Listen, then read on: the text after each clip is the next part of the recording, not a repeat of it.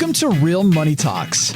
Real strategies from the moneymakers and the world changers that you can use to make millions, keep those millions, multiply your wealth, and build your team. Here's your host, author of 5 New York Times bestsellers, money expert on Dr. Phil, CNN, CNBC, The Street TV, Fox News, and The View, Laurel Langmeyer. Hi, this is Laurel, and you're at Laurel's Real Money Talks podcast. In this podcast, we talk about how to make money, strategies, techniques, tactics. We talk about how to keep it, how to invest it, and do it with the team. So I always bring someone on that's either in our community, doing amazing work, and can help serve you on how to make more money, or in any of those categories. If you have any questions during the podcast, or as you're passing it around to your friends, go to asklaurel.com, it's ASKLORAL, and ask a question, make a request. You can even make a request to speak to our guests, any of them that you've ever heard on our podcast. So today we're going to talk about marketing. Marketing is the answer to everything. It's what starts everything in your business. Without a lead, you can't get a customer. It's very difficult. And then tracking marketing dollars is another thing most people don't keep track of. So I have Adam Kipnes with me on today, and he has been in our community. He is an extraordinary marketer and really a marketing strategist. So Adam, how did you get to where you were? And so give us a little background about you. Thanks, Laurel. I appreciate you having me on today. Yeah, I've been working primarily the small business world, working with independent entrepreneurs for the better part of the past 18 years and helping them grow their business. And in that time, I've learned what most small business owners do improperly when it comes to marketing. And then I learned from myself, and then built a system around it to help my clients make money first. So most small business owners do the work first. My work with them is to help them make money first, because then with that money, they can invest in the business, they can invest in themselves, and they can invest in other ways to make money. So my go-to is, let me find you $10,000 to $50,000 in new revenue through marketing techniques first. We capture that money, and then we utilize that money to make a better business. I love it. So people make money, like we said, through marketing strategies. So first, I know you just spoke to kind of what that means, but be really, really clear. Like, why do people need the marketing? I'm just going to go to the why. Why do people need the marketing first? Well, people need the marketing first because small business owners need more money. If a business makes $50,000, they seem to spend $50,000. If they make $100,000, they spend $100,000. So there is no typically money set aside to grow the business. So that's why they need more money first. So they have that access to invest in additional marketing and additional influence in the marketplace to keep that train rolling. If we start by being better at our jobs, we can do that all day long and still not have a viable business or have the lifestyle we want. So talk about the plan. Which is what you do, I'd say your strategy skill set is what people hire. So inside that, what's the marketing plan consist of? Just so we kind of go through the bullets, and those of you listening on the podcast, you can come back to this point and actually, write it down, get a pen and paper, or go grab that right now. So talk through those components of the plan. Yes.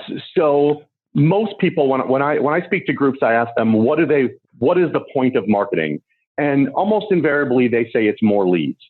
And I would disagree. I think there's 5 major components to marketing and a marketing plan.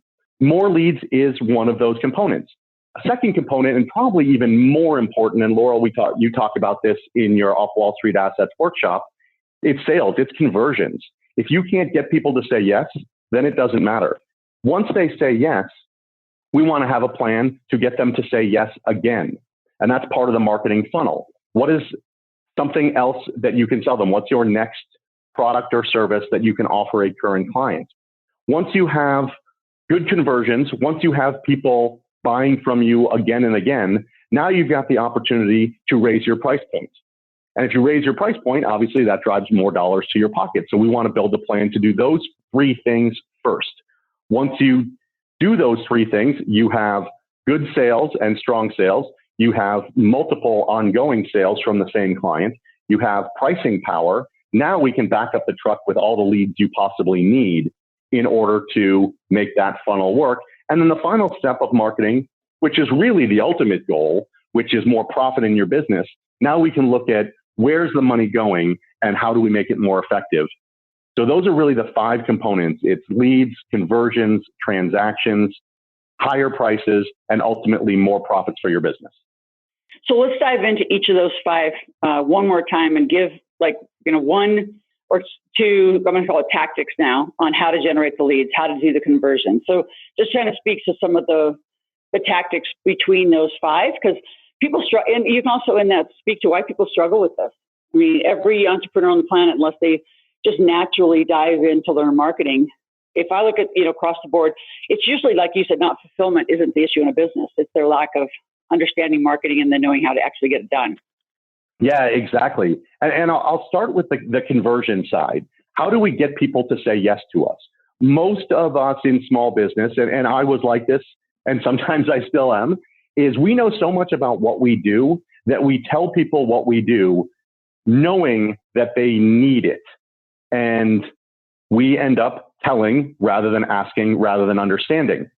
And the key to a good conversion is, number 1, understanding the problem our prospect has that they don't want and the solution we can deliver that they don't have.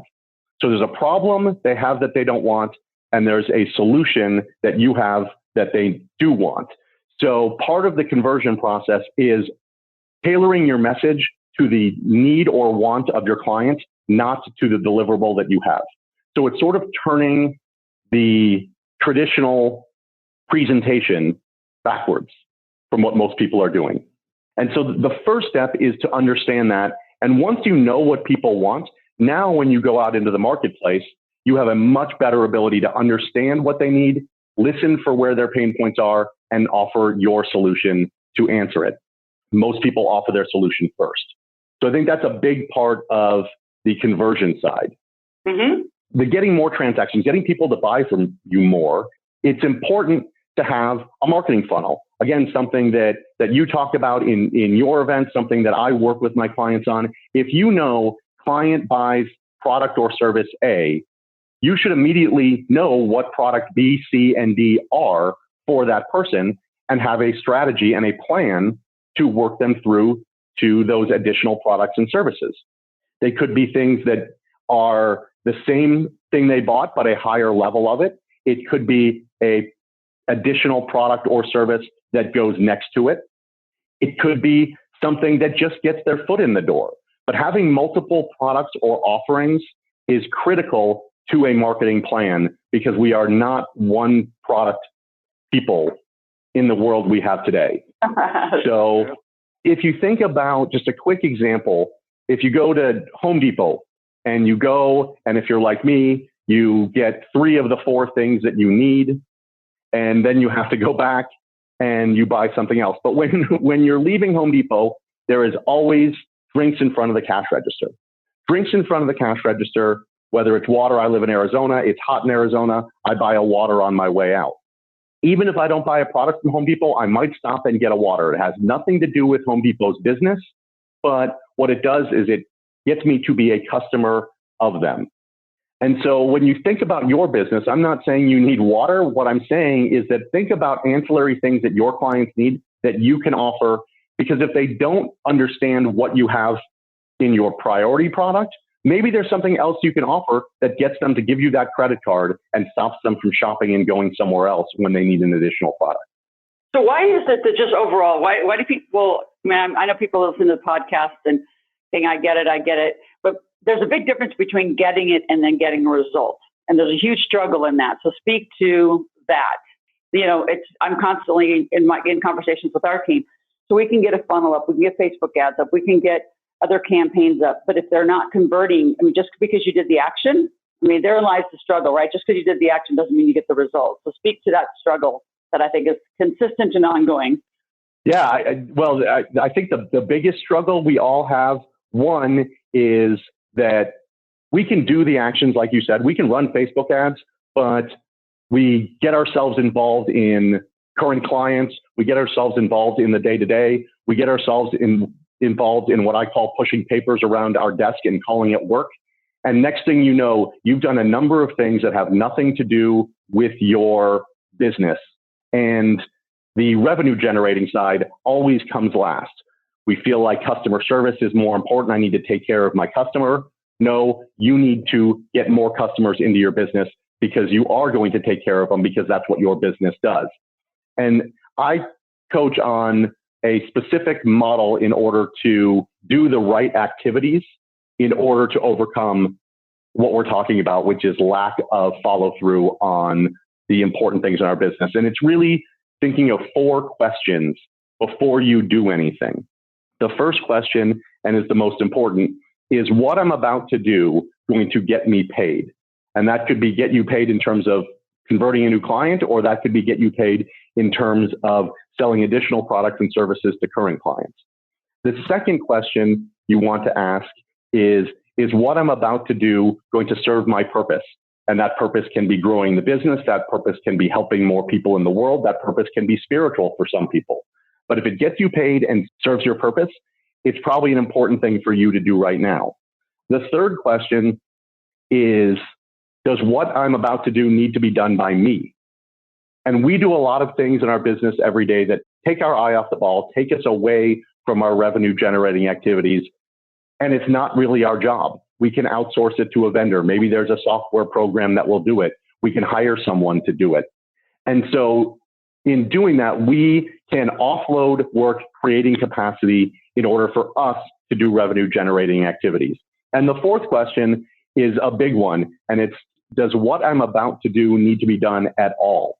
There's a lot in our business that doesn't add value to your client. There's a lot in our businesses that doesn't add value to us. So they should be cut out altogether.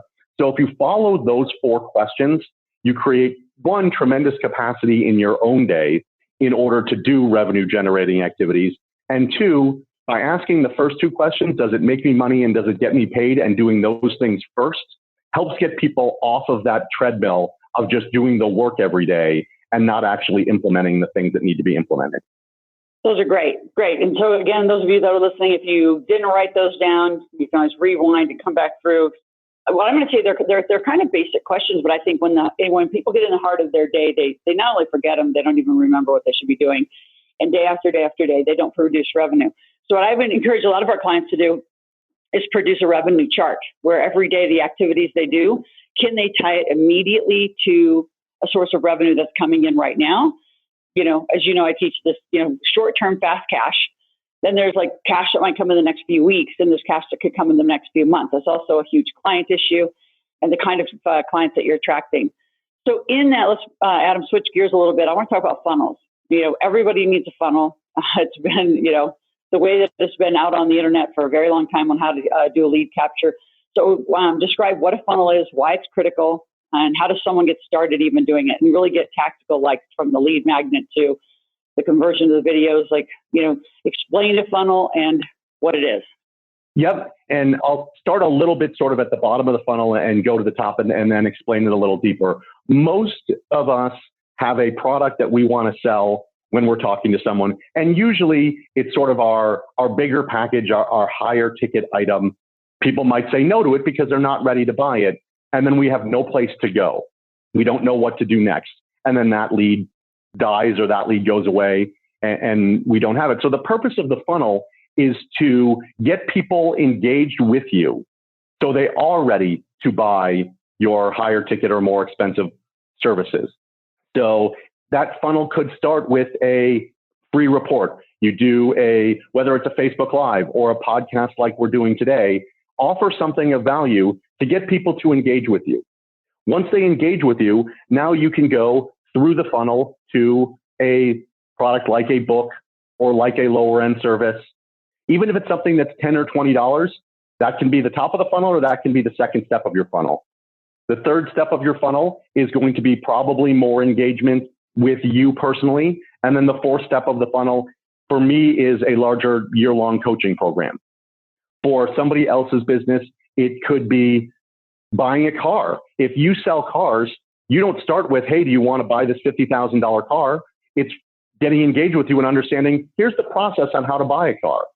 Here's what you need to look for. Here's our service offering. Now someone's ready to buy a car. So the purpose of the funnel is to get engagement where the next level of service is much more likely for someone to say yes. If we start before they're engaged with us, we lose them from the beginning. So we want to start with that. Now, if we get tactical on how to do that, you can do it through Facebook. You can do it through face-to-face. You can do it through SEO. And I know that you had a podcast with Chloe Spencer a couple weeks ago where she goes through SEO and the benefits of it. All of those tactics are important, but no matter which one you use and which one is best for your business, you want to gear it toward how do I get initial engagement with the audience that's going to see it that they cannot say no to. If I'm offering a free book and I've got a link, free book from Adam that you can go to that walks through 8 different pieces of marketing step by step that you can implement today, you get that free book. And now if that's of interest to you, when I pick up the phone and call you, or when we meet, or when I send you an email, you're 10 times more likely to actually say, yeah, I want to find out what he has to say because I already got something of value. And that's why the funnel works, because you get value, you create more value, and then people are customers, people know, like, and trust you and will continue to buy from you. And statistics say they're 7 times more likely to buy from you again than a new customer is to buy from you first. So that funnel allows multiple sales without multiple people. You know, everybody's doing Facebook. Talk about the other channels of marketing. Is it all? Is it answer to all, or is it specializing LinkedIn, YouTube, other special, what I call specially very niched groups? Is it just the overall Facebook? Where, once you have your funnel, do you go market it? And then add to maybe just the distinctions, like what each of those channels can do better for you. So depending on, what their avatar is, and the folks listening, maybe why they would use them as well. Yeah. Each of the channels. Yeah. And I appreciate that you said that, because that's right where I was going to go. Facebook can be great. LinkedIn can be great. YouTube can be great. But most people don't do the first step, which is knowing who their customer is, knowing what you want to say to them. That's just the strategic side of marketing. Facebook and YouTube and LinkedIn and Pinterest and Instagram, those are all tactical sides of marketing. So if you do the strategic side, who do I want to talk to and what do I want to say to them? That's first. Once you know that, then we can say, all right, where do those people live? If I'm in real estate and I run an assisted living facility and I advertise on Facebook, do I know that the actual buyer is on Facebook looking for that, or is another channel better? So knowing what you want to say and who you want to say it, we go out and find where do those people live, and then we implement those. If you are in selling business services to current people in business, LinkedIn is probably a better channel than Facebook. If you are trying to engage somebody in something that they don't know and have never heard of before, Facebook is going to be much more valuable than LinkedIn. If you have a personality-driven product, and Laurel, obviously you have a big personality. A lot of people come to your events, not only for the knowledge, but because of you and the personality that you bring. YouTube, which is owned by Google, which is the largest, most sought after, most used search function in the world, is a great place to be because people can see you and they can interact with you and they can take advantage of your energy. Those are all great things. But I like to take a step back more to the personal side. We all have enough leads in our world. If you look at your phone, you probably have at a minimum 100 contacts, and for some of us, thousands of contacts. Why is it that we say, let me go out to the world, to people that have never met me, don't know me, have never heard of me, have no reason to buy from me, and let me go find them? And that's what Facebook and LinkedIn and the other social media channels do. We're trying to get someone that doesn't know us to learn about us. When we have people that know us today that we could go directly to and capture that low-hanging fruit in front of us. So I like to start with the people that already know, like, and trust you. Now, not all of them will be customers for you, but there's a chance that, one, they can self-select and buy from you if they know what you do. Number two, they might be a center of influence for us, somebody that can introduce us to others. And third, they might be joint venture partners. A lot of us sit back and wait for referrals. Be proactive, and rather than asking for referrals, find joint venture partners of people that can refer your business. So rather than starting by spending money and going out into the world to find new people, stay close to home, work with the people you know, tell them what you do. If they know what you do, they're more likely to think, I could use that. I know someone who could use that, or let's partner and figure out a way that we can jointly do business together. And I've got a 4-3-2-1 system of all of your contacts in order to get them to understand what you do, how you do it, and how you can be a resource for them. So talk a little bit about, I know you have an ebook that's put together, so you have a link for that for a free gift for a book. And in that, also tell us a little bit about you have what, $14.95. You have like a funny story about $14.95, but that's also an online membership and really great marketing platform. So speak a little bit about that to the detail and what folks can do, and then we'll send them over to asklaurel.com to ask any questions. You put in your name, phone number, and email, and you can either ask a question or make a request. But talk a little bit about your book and that online platform. It's extraordinary. Yeah, thank you. So my book is freebookfromadam.com. You could download the free book. It's called How to Make More Money in Your Business, 8 Strategies That You Must Implement Now. And those 8 strategies, the first one is how to use messaging on a lead page or lead capture page versus your website. People go to your website, they bounce around, they jump off. A lead capture page gives them one thing and one thing only to do, which is get something of value from you. Whether it's a video, whether it's an ebook like I'm doing, whether it's a meeting, whether it's an introduction, they're getting something of value now. And the first chapter walks you straight through that. The second chapter of that book talks about joint ventures and how joint ventures work, how to think about who is your client and who are the other people that sell to that same client. And it walks you step by step on that process. And in a joint venture, you have the opportunity to attain new revenue because of an introduction you make, or pay revenue to someone who makes an introduction to you only after you get the client.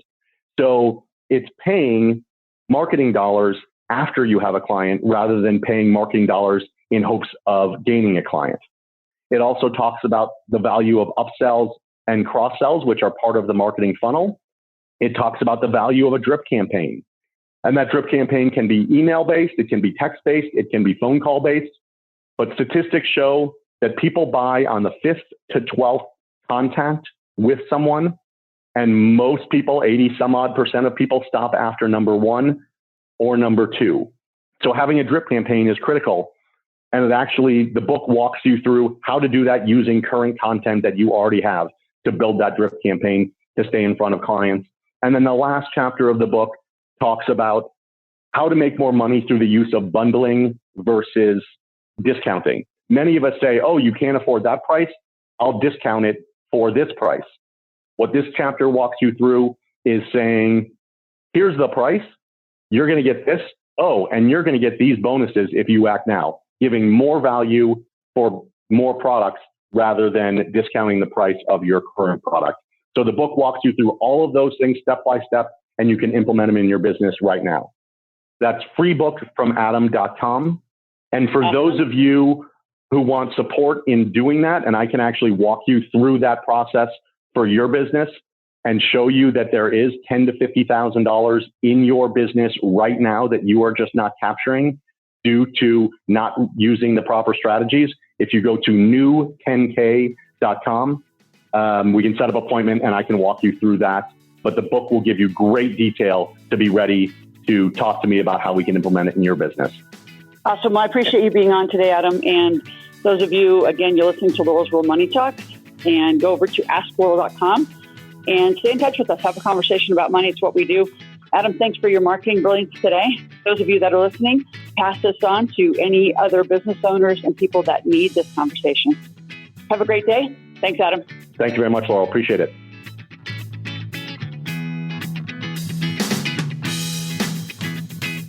Thanks for listening to the Real Money Talks podcast. Your host has been Laurel Langmeyer, author of 5 New York Times bestsellers, money expert on Dr. Phil, CNN, CNBC, The Street TV, Fox News, and The View.